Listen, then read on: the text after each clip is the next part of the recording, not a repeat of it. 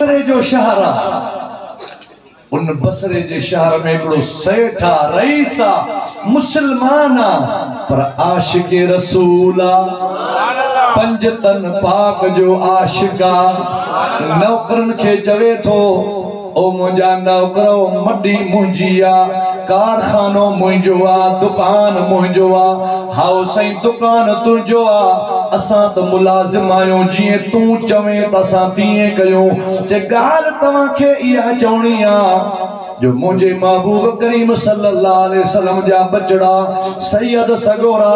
बीबी खातून जन्नत जो औलाद बसरे जे अंदरा 12 घणो रांदो आ कूफे जे अंदरा 12 घणो रांदो आ मां तवा के चई तो छड्या पियो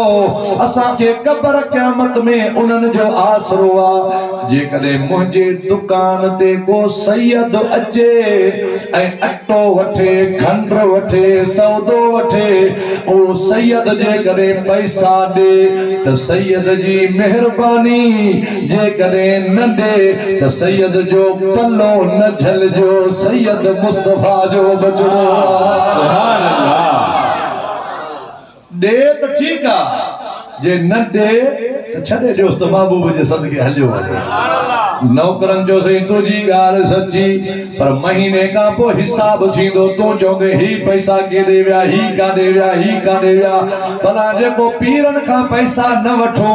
ओए कंजे खाते में लिखो मालिक चवे तो इए कयो इन बुक में हिकड़ो खातो ठायो हजरत मुश्किल कुशा जो अन्या जोर में सुभान अल्लाह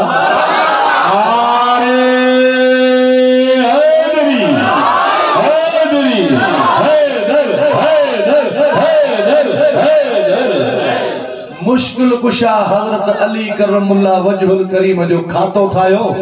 पो जंजा औलाद का पैसा उनके नाले लिखवा सुभान अल्लाह सैयदन के खबर पई वो एकड़ो नओ आशिक रसूल पैदा थियो उन इयो ऐलान कयो सैयद सगोरा चल पिया अने ताजो वाक्यो थियल हुयो इमामन सगोरन जो आशिक जे दिल में इयो ख्याल हुयो त यजीद मुझे महबूब जे बच्चन के तकलीफ दिनिया मता मुझे महबूब जे बच्चन के कई शे जी जरूरत हुजे वो सफेद पोश आइन कई का घुरंदा कोन आइन सबर वारा बाना आइन उन जे दिल में इयो ख्याल आयो मां पियो कुछ कोन तो करे सगा पर एतरो त हबीब जे बच्चन जो इमदाद कया ऐलान थी वयो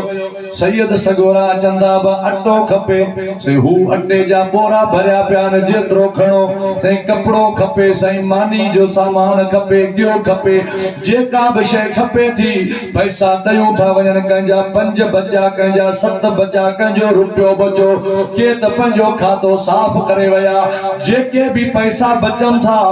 दुकान वाला मुलाजिम लिखंदा वजन था अज हजरत अली साईं जा पुत्र 50 जो सौदो खणी विया अज हजरत अली जा पोटरा 500 जो सौदो खणी विया अज 10 जो खणी विया 20 जो खणी वया इलाके में गाल मशहूर थी वया त फलाणो मानो जेको सैयदन के फी सबीलिल्लाह दे तो तवा के खबर आ त तराजी जा पपुड़ होंदा न पपुड़ हिकड़े पासे खाइण जी शय पौंदी आ मजबूरन बे पासे पत्थर भी रखना पौंदा सुभान अल्लाह वो पत्थर खाए पा कोन आइन गुड़ तोरण जे लाए हिकड़े पासे बाठा भी रखना पौंदा बाहराड़ी जा जेके दुकानदार न उहे वरी इए वट ठाईंदा ऐ जेकर तेल दींदा खुलियो तो उनके अंदरों धकणी छडींदा लीटर की जाए ते अध लीटर याद रखो तराजी में खोट न कंदा कयो इन अमल जी दुनिया में भी सजा मिलंदी घर में 20 भाती आइन जेकर तमा 20,000 कमाइंदो तो 1000 तवा के मिलंदो ए कयामत वारे दी सजा वरी 20 जी तवा के भोगले तराजी में खोट न कदा कयो या दुकान वाली तराजी में भी इए पर जे वडेरे जे हथ में अदुल इंसाफ जी तराजी है उनके वरी उनी तराजी जो भी ख्याल करनो आ इंसाफ जे मामले में उनके ख्याल करनो आ असा उन महबूब जा उम्मती आयो जे एड़ो त इंसाफ करे देखारियो आ अम्मा हलीमा चोंदी आ मुझे महबूब नंढपुण में गालायो अम्मा मां हिन पासे वारी थंज न पींदुस मां अदुल वारो मोहम्मद करीम हे मुझे भाव जो भाङो आ हाणे हुन पासे तराज़ी में वट पवंदा आहिनि दुनिया जो दस्तूर आ त बसरे में जेकॾहिं आशिक रसूल हुया त रसूलुल्लाह जा गुस्ताख भी हुया सैयदन जा अदब वारा हुया त बेअदब भी हुया जेके सैयदन के न मञींदा हुया उन्हनि टोक ठाही आ ठठोल ठाही आ गिला कंदा आहिनि वक्त गुज़रंदो वयो हमेशा रात कान हूंदी आ हमेशा ॾींहुं कोन हूंदो आ हमेशा सर्दी कान हूंदी आ हमेशा गर्मी कान हूंदी आ हमेशा गरीबत कान हूंदी आ हमेशा अमीरी कान हूंदी आ दुनिया जो जहान आ मुझे महबूब करीम जी ज़ात बाबरकात फरमायो आ त मोमिन बानो साई पोख जेड़ो होंदो आ साई पोख में कदे बीमारी भी लगंदी आ कदे मालो भी लगंदो आ कदे जीत भी लगंदो आ साई पोख जी खिदमत थींदी आ साई पोख के संभालियो वेंदो आ पाण फरमायो जेको सुकल वण होंदो आ उनखे बीमारी कान लगंदी आ हिकड़े ॾियाड़े वठे करे बाह जे हवाले कयो वेंदो आ हुजूर फरमायो मुनाफिक जो मिसाल सुके बुंड वांगुरा ऐं मोमिन जो मिसाल साई पोख वांगुरा वो दुकानदार गरीब थी मिस्कीन थी वियो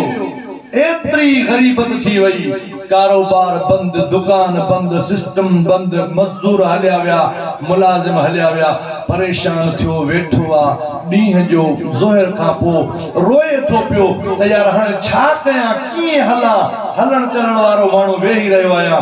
इत्तफ़ाक़ सां उन्हनि माण्हुनि मां हिकिड़ो अची वियो जेको टोकूं कंदो उन जो सुठो थियो तो सानी थे हा तोके चयो से तोके पीर फुरे वेंदा ये सैयद जेको घोड़ा कायदा भरे वेंदा तोरे दुकान का तोके रोकियो से न दे सैयदन के हाने खबर पई ओ आशिक चवे थो ओ निभागा मेहना न दे सैयद जे लाए ई न चओ सैयद ता सिर भी कुर्बान हे मां पंहिंजे कंहिं ग़लत अमल जे करे इएं थियो आहियां सैयद नग पाल आहिनि सैयद लज पाल आहिनि सैयद सखी आहिनि उन्हनि जे लाइ न चओ मां चवां थो मन मुंहिंजो इहो नज़रानो सैयदनि जी दरगाह में क़बूल पवे ओ मुनाफिक त हलियो वयो पर हिन जी दिल में इहा ॻाल्हि घर करे वई आहे ये वरी दिल में ख़्याल आयो यार जेकर इहे पीरनि खे न ॾियां हा मतां सुञो न थियां हा मुनाफिक टोका करे थो हाणे अशा जी नमाज़ पढ़ी करे दुनिया सुम्ही पई आहे हे मदीने वारे दे मुंहुं करे मुस्तफा करीम के सॾु थो करे ओ मुंहिंजा महबूब मेहणनि खां तूं बचाईंदे ताननि खां तूं बचाईंदे दुश्मननि मुंहिंजे लाइ मज़ाक ठाही आहे मुस्तफा करीम का तुझे हथ सां मेहरबानी फरमाए जीअं मुंहिंजो मुंहुं मथे थिए माण्हू मूंखे सैयदनि वारी ॻाल्हि जो तानो ॾियनि था किताब जामिउल मौजज़ात में ईंदो आहे ओ फकीर चवे थो मां अशा पढ़ी सुतो आहियां इन ग़रीबत तां बि कुर्बान वञा अहिड़ी परेशानी अचे त भले अचे एड़ो तानो मिले त भले मिले जंहिं ताने खां बाद में मुस्तफा जो दीदार थी पवे चवे तो दुख में संभाले सुतो आहियां ख्वाब में मुस्तफा करीम जो दीदार थियो महबूब सामू अची विया फकीर छो रोए थो असां जो वेठा आहियूं छो परेशान थियो असां तुझे इमदाद लाए पहुची विया आहियूं मुंहिंजा महबूब करीम मां गरीब थी वियो आहियां मिस्कीन थी वियो आहियां हालात बदलजी विया आहिनि मुंहिंजे महबूब फरमायो ही जेको बीठो आहे इनखे सुञाणी थो जंहिंखे भला मां त गुनाहगार अखियुनि वारो आहियां सुञाणा कोन थो तूं दिलबर पाण ॿुधा पाण फरमायो मां आमिना जो लाल आहियां ही हसन हुसैन जो बाबो ही अलिया अली तोड़े पान आयो आ ज़ियारत कराइण जॾहिं सोने अली जो दीदार करे थो त महबूब करीम हुकुम ॾियनि था ओ प्यारा अली जी मुंहिंजा महबूब ही आशिक गरीब थी वियो आ तुडे तुझे खाते में हिन जा पैसा लिखल आइन मां तोखे चवां थो हिन जी मदद फरमा। हजरत अली ख्वाब में हिकिड़ो थेलो कढे ॾिनो आहे चवे थो फ़कीर हे थेलो आहे हिन थेले खे खोल जा जेको तुंहिंजो कर्ज़ मुंहिंजे औलाद ॾे आहे सैयदनि ॾे आहे उहो त कटे वठिजां ऐं बाक़ी जेको बचे मां अलीअ जे तरफ़ां तोखे हदियो आहे सुभान अल्लाह। वाह वाह इहो मां तुंहिंजी महिमानी थो कयां तुंहिंजी ख़िदमत थो कयां। असां वरी जंहिंजो घर ॿुॾंदो आहे उन्ही खे खाइण जी कोशिश कंदा आहियूं। जंहिंजो घर ॿुॾो न हाणे उन्ही वारो खीमो खस अधु किलो दाल वारो ओ निल में निल जेको डाल्टा आहे उहो इमदाद वारनि ॾे ईंदो आहे उहो डाल्टा बि लाड़े वियासीं उहे चांवर बि लाड़े वियासीं उहे पतियूं बि लाड़े वियासीं उहे कपिड़ा बि लाड़े वियासीं। अड़े यादि रख मुंहिंजे महबूब मदीने वारे घोट फरमायो आहे तूं कंहिंजी हिकिड़ी मुसीबत दूर कर ख़ुदा तुंहिंजूं 70 मुसीबत सुभान अल्लाह खुदा तुझू 70 मुसीबत दूर कंदो। जे तू बुढ़ो नाही न त कंहिं गरीब ते आफत आई या इमदाद नाहे तॾहिं बि घरां मण कणक जो खणी पुॼाए जा सुभान अल्लाह। अदा है मां तुझी मदद कयां थो मदद करे ॾिस। हुजूर फरमायो माफ़ी ॾियण वारे जी इज्जत खुटे त मां मोहम्मद ज़ामिन सुभान अल्लाह। वाह वाह पाण फरमायो जे सखावत सा माल खुटे तॾहिं बि मां मोहम्मद करीम ज़ामिन आहियां। पाण अली थेलो ॾे गरीब खे थेलो मिलियो फ़कीर चवे थो मां किताब में थेलो हथ में मिलियो जाग थी वई जाग जो थी आ दिल में चयम ख्वाब हले आ भला दिल ते विंदरी पे